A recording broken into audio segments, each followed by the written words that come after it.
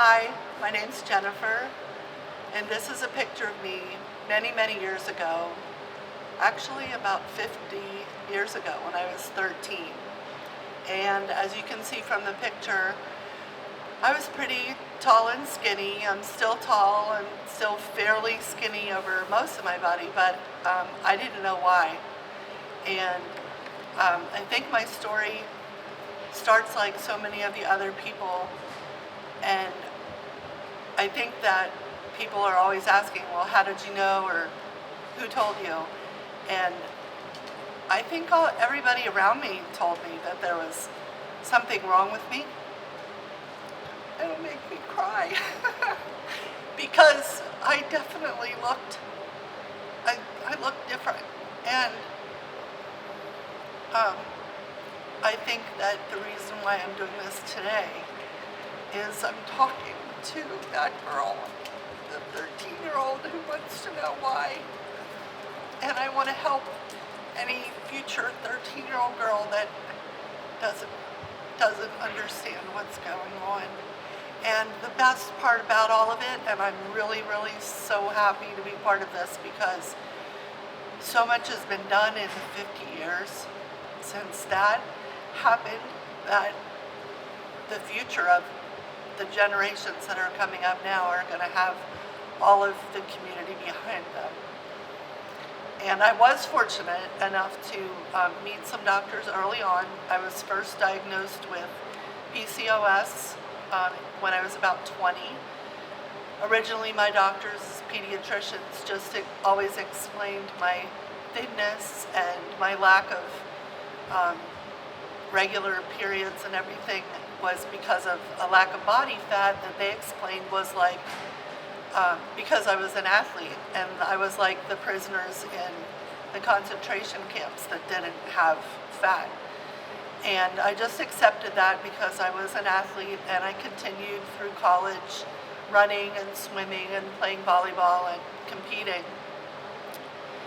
And then through my 20s, I started heading into time when I would want to have children, and I found out that that was probably going to be very difficult. So I was sent to a doctor at the Penn State Hershey Medical Center who was a reproductive endocrinologist, and he worked with me intensely, and I was lucky enough to be able to get pregnant twice. I had 2 successful pregnancies. They're now young adults.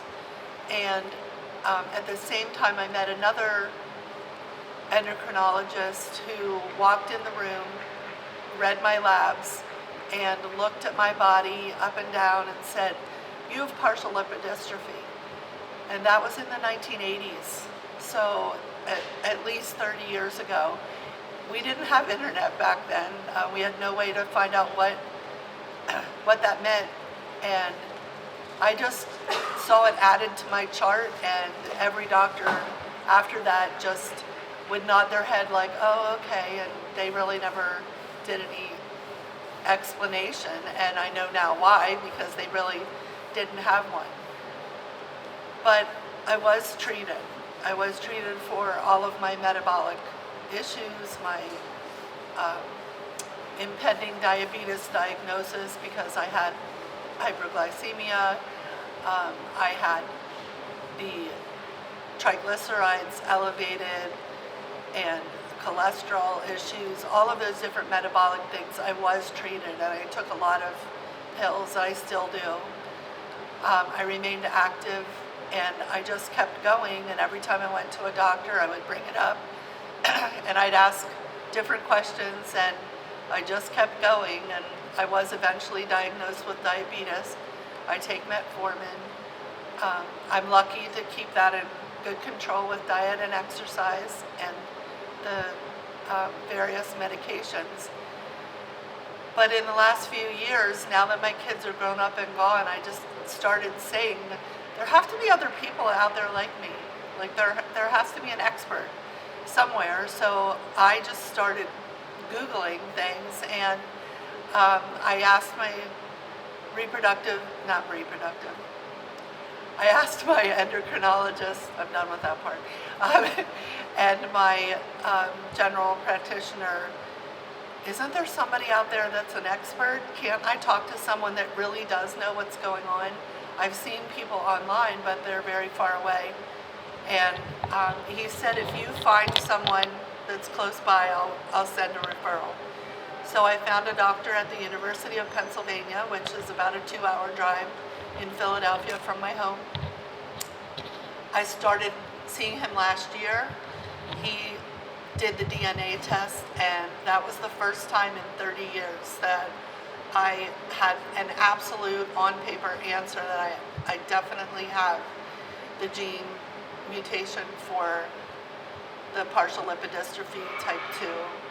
And ever since then, I've had the amazing, fortunate luck to join the Tea with Lou every Tuesday. It's like a fun date every week.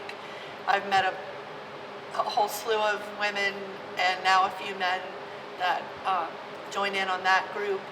And I was frankly a little scared to come to this, but I am so glad I did. I came to this conference with a very open mind, just to learn as much as I possibly could. And I hope that people ask me questions too so they can learn about me. I think the biggest surprise about everything is that even though we all have such a variance in all of our different ways of that our bodies are reacting to all of this issue or disease, that we still all have the same heart and the same belief that we came here to help the future. So I hope I can help somebody.